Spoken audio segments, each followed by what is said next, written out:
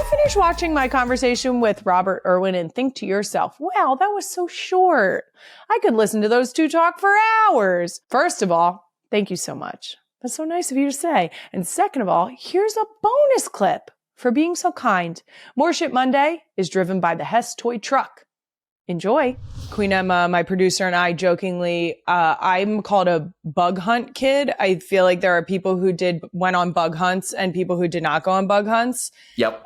Because we lived in a city suburb. So like my connection with wildlife is like, I'm going to go out, I'm going to flip some rocks, I'm going to find an earthworm, I'm going to find a roly-poly, I'm going to find some spiders, I'm going to figure out what kind they are. That was my like connection to the wild. That's how I would fulfill playing outside. And so I'm very much on board with the idea of like every kid should learn how to interact with nature in a way that feels good to them. Like I loved bugs, so I was fine to flip rocks. If you 100%. don't like bugs, go climb a tree. Exactly. 100%. This is perfect. It was so funny. For me, when I was growing up, it was always very like, you kind of had to learn the rules. Like everyone would always say, oh man, must have been, it's dangerous. Like you're a kid growing up around all of these animals, but it's just whatever you're used to. Like if you threw me into a city environment, I'd be like, what on earth is going on? Whereas for me, if I'm like facing off with a crocodile, I'm like, great, awesome, easy. I've got that, you know? And so it's funny to see like everybody has a different normal and a different reality, and whatever is your normal, that's it. But we all have this way to connect with the environment. And I love hearing that. I love that you were out there with your earthworms and your bugs. See, for me, if I was flipping rocks, the problem is there might have been a highly venomous snake under one of my rocks. Yeah, so no, I do not recommend. Do not recommend. Yours would not have been bug hunts. You can't do that in Australia. Yeah. No. I remember the first, my mum used to call me Moth Hunter. So there's a funny story behind this, right? So it was on my first crocodile research expedition. We go out and we catch and tag crocs. It's like a catch and release thing out in the wild so that we can understand, you know, where they go and what they get up to. My first trip up there, I was like a little toddler, like a really just little kid. And, you know, that was the peak of my dad's, like the Crocodile Hunter, you know, that show, the Crocodile Hunter. And I remember when I was a little kid, we'd be out by the fire and all the moths would come around, and my whole sole goal was just to try and catch as many moths as I could. And I was really gentle with them. They were all fine, but they were like, okay, mum would be like, your dad's crocodile hunter and you're moth hunter. So that was my claim to fame. We started small. That's it. You worked your way up. Exactly. It's I still to this day am the person who like will scoop up the spiders in our house and take them outside, which again Do you really? Is another situation. Yeah, it's another situation where like in Australia, no. Our spiders are a little spicier. No. The whole sentence is no, period. And they're huge.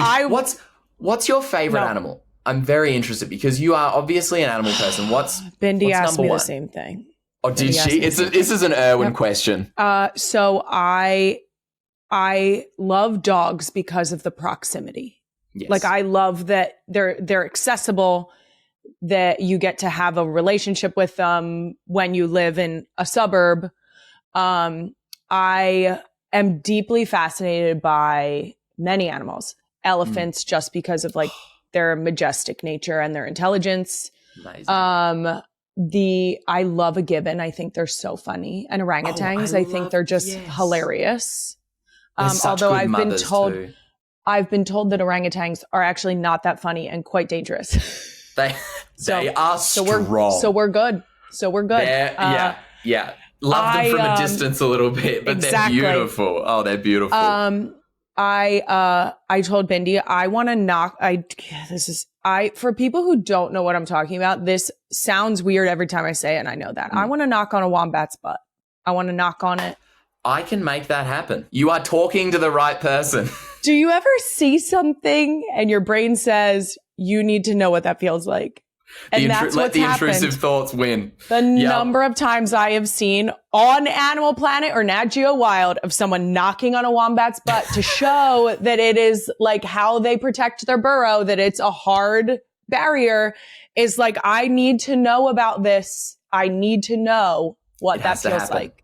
And, you know, I can tell you, it feels really cool.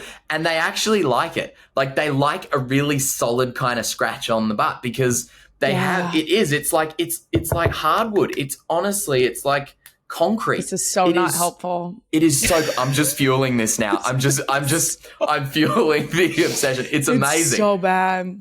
And yeah, we've got a few wombats at home. This is the thing about a wombat. They are fast. Did my sister tell you about how fast a wombat is? Did she? She did not. Okay. No. Get this, right? 40 kilometers per hour they can travel, which is, let me just, on my little old man phone case. Sure. Let me do the math, tell you in miles per hour because I'm not that fast. They are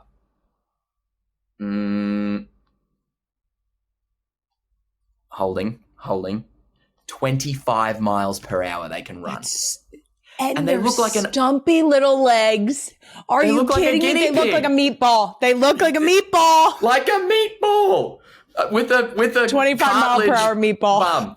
The 25 mile an hour meatball. This is not helping. And wombats have it out for me. I love all animals. I love wombats.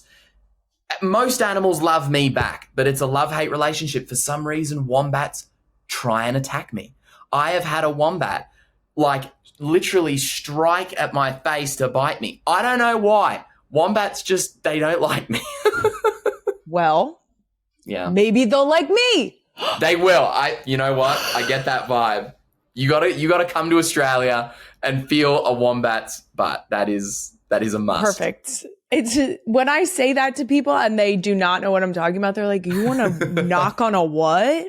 I'm like, if you've seen one video of someone knocking on a wombat's butt, oh yeah, then you know it's lived rent free in my brain since I was probably in middle school. It's amazing. It's amazing. They are gorgeous, and it is true. Like that, the power they have in that booty. Holy moly! If you're a dingo or a large animal that's going in to try and get them, you know how it works. The edge of that burrow and that butt, it's a shield. I mean, Captain America style. They're just like, nut, get out of there. It's amazing. They're remarkable little critters, and they're close relatives of the koala as well. They're a marsupial. They got a pouch, so they're very. Have you ever cuddled a koala before? I have not. See, this is another thing you've got to do. This is where I find there's a catch here because I love animals. I love them so much I can't even explain it, but I want the experience to be enjoyable for everybody. Yes. So like when I meet an animal, I want to meet them. Let me say this, if I meet an animal, I want them to be happy with the experience. 100%. I want to meet them where they're happiest. And so I only want to meet a koala in Australia. 100%. And I feel like you guys have them figured out. That's where I want to meet them.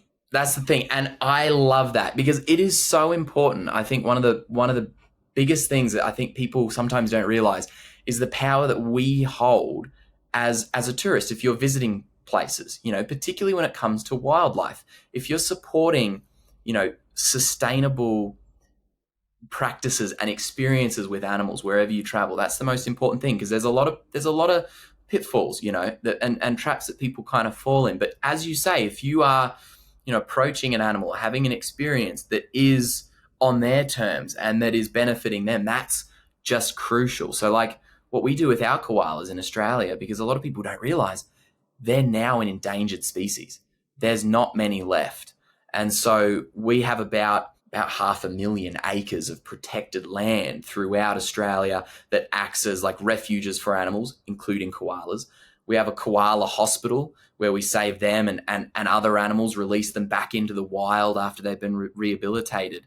And like the conservation of koalas has become one of the biggest pillars for what we do. And then part of that as well is we have koalas at our sanctuary, some of them rescues, that, are so incredibly affectionate. And it's beautiful. When you see people meet them, there's this click where they go, oh my gosh, I have to protect these animals. Like we need to save them. And that awareness is so crucial. And it's so amazing to watch that and just go, okay, great. There's someone else on board for koala conservation. Like it's so special. Well, it's also crazy because, and please correct me if I'm wrong here, but one of the largest threats to koalas are cars, correct? That is correct. Yes. So it's crazy to think that we're impacting, like just our existence is impacting such an incredible creature in a way where it's like, we think like, oh, we're just driving here or driving there. It's like, you're literally taking koalas out of the population. Exactly. You are so right. And this is the interesting thing, is the reason why koalas are endangered. It's because of humans, 100%. And that comes in so many different forms. For koalas, it's all about habitat. You think the only thing a koala can eat is eucalyptus leaf. That's it. Which is why they're like so chill all the time, is because they're just like, all they got is eucalyptus leaf. So they're not really like bouncing off the walls.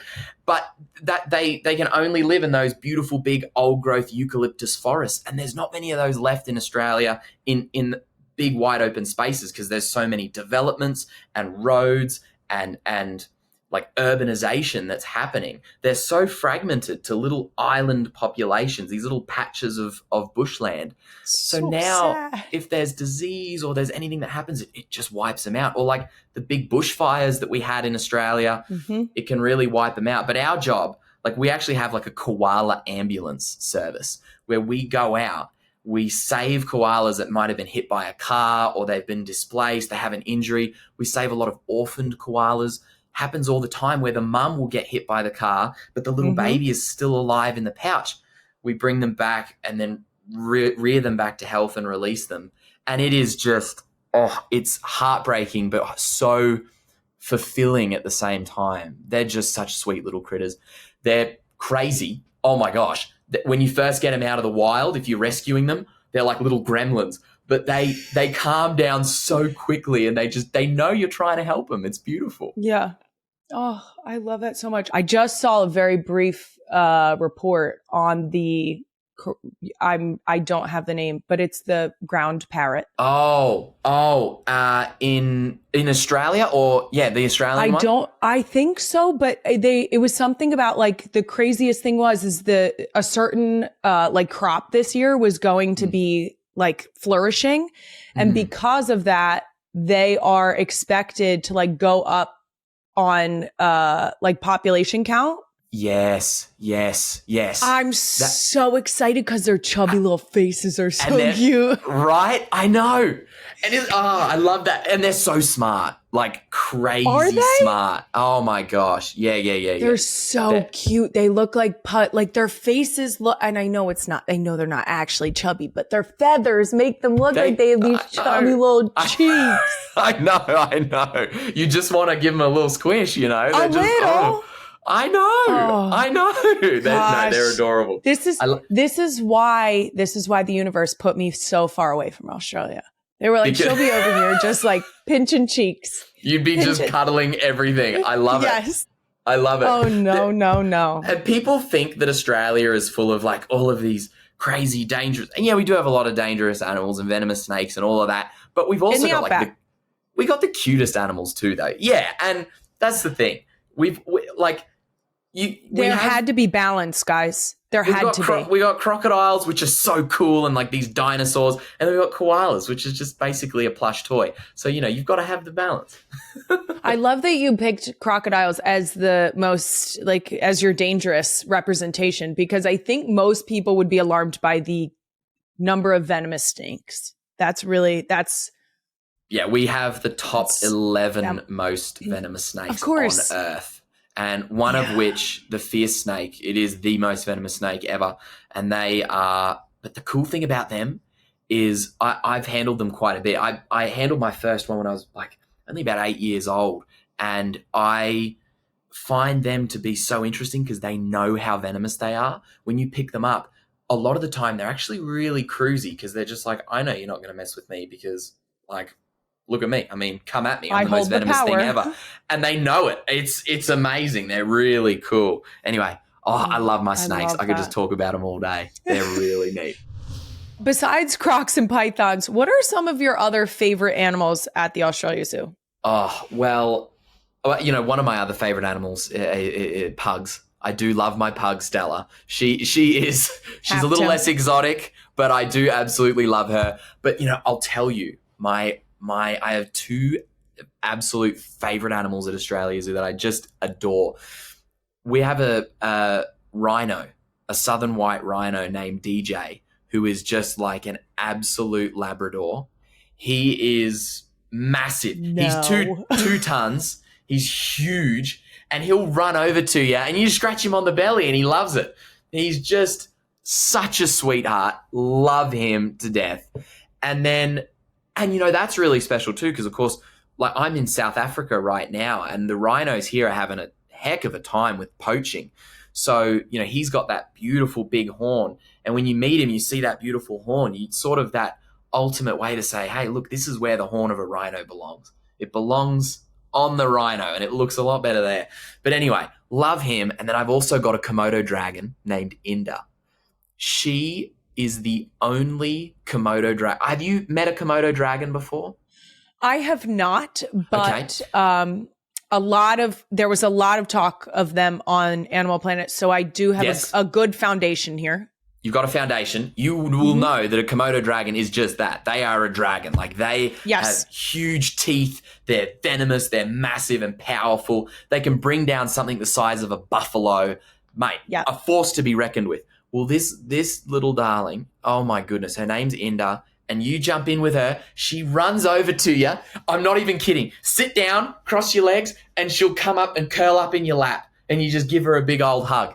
She is an absolute sweetheart. She'll try to climb up onto your shoulder. She just wants to get right in the nook of your neck. It's so cute. Oh, I'll let her. I love it. I kiss her on the head. I give her a little kiss, because she's just Stop so cute. it. Oh, she's just beautiful. I love her so much. So, but this is the thing. Okay. I love when people see dangerous animals being adorable, because it's like, while I do not advocate, once again, don't go up to a komodo dragon and just start kissing on it. Not a good idea for your face. Don't do that. Actually, terrible idea. Terrible idea. But it doesn't mean that you can't still love them. They are capable of being very sweet and very lovable.